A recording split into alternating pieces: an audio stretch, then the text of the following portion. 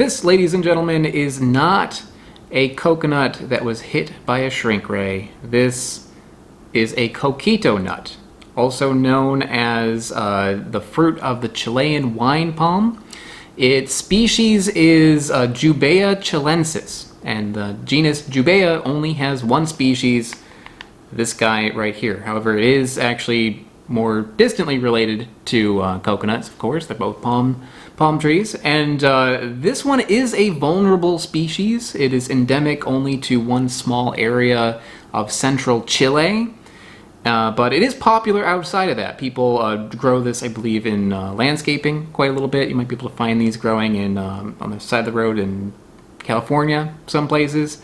People like it because this is a very impressive palm tree. The palm tree is actually the second largest in the world, and they also can grow very wide, very thick, tall trees. However, Charles Darwin was quoted saying that the Chilean wine palm is very ugly, so he wasn't a fan. However, I've seen photos, and it is a very impressive looking tree.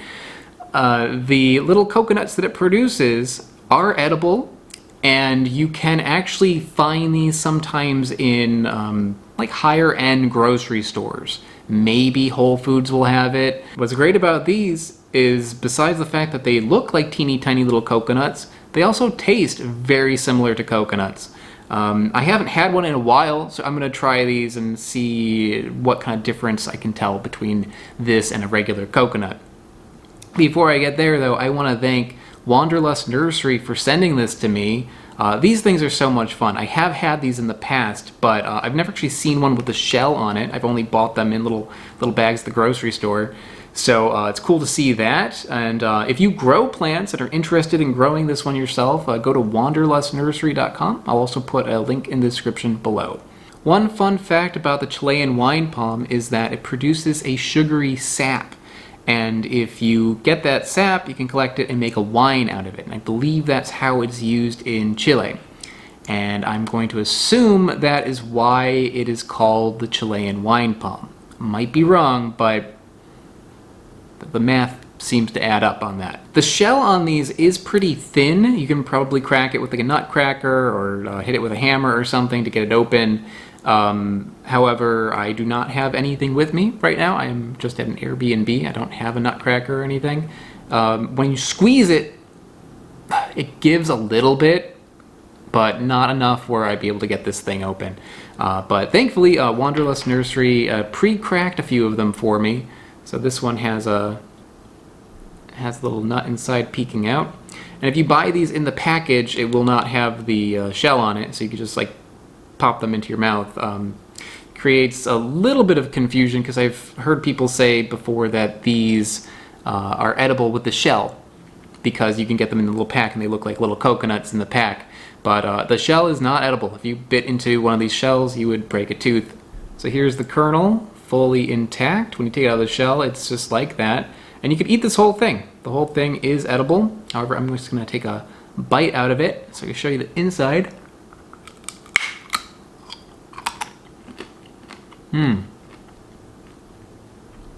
Teeny tiny little coconut. Adorable. It is maybe a little bit harder and drier than regular coconut. And the insides are hollow, no water in there. The flavor on it, though, is very, very similar to regular coconut. It's maybe a little bit sweeter. The texture is crunchier and drier. Here's another one, and this one looks even more like a little coconut than the first one, even with the shell off of it.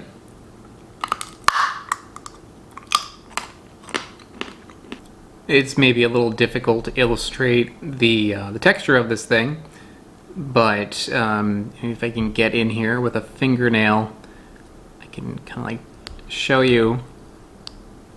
This is much harder. It's not wet at all. It's almost like a little bit like plasticky in how hard it is. Like it feels a little bit like it's like a toy coconut. There's maybe not so much to say about the flavor of this thing because it is so similar to coconut, but I can't help but look at this thing and the gears in my head just keep turning, like, what can I do with this?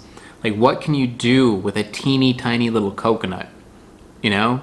Like, you can make the, like, chocolates with this. Like, take these little things, fill them with chocolate, and put them back together. And it's like a reverse almond joy.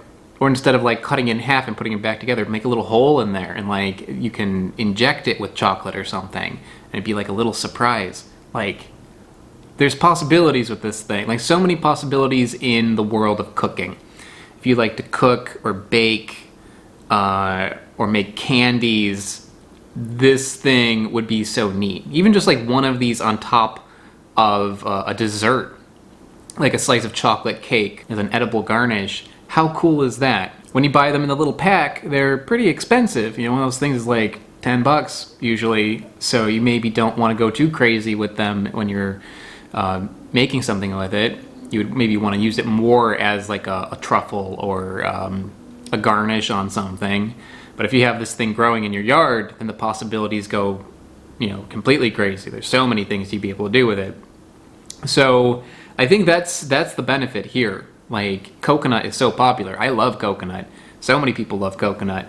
And you can do coconutty things with this, just small. So I think that's about it. Thanks again to Wanderlust Nursery for sending these to me, and thank you all for watching. Bye-bye. I would like to give a very special shout out to Iguanamouth. Iguanamouth is a supporter over on patreon.com. And Patreon, if you haven't heard about it already, it's how this channel happens. So if you're watching and want to learn more about Patreon, check out the link in the description below. And again, Iguanamouth, thank you.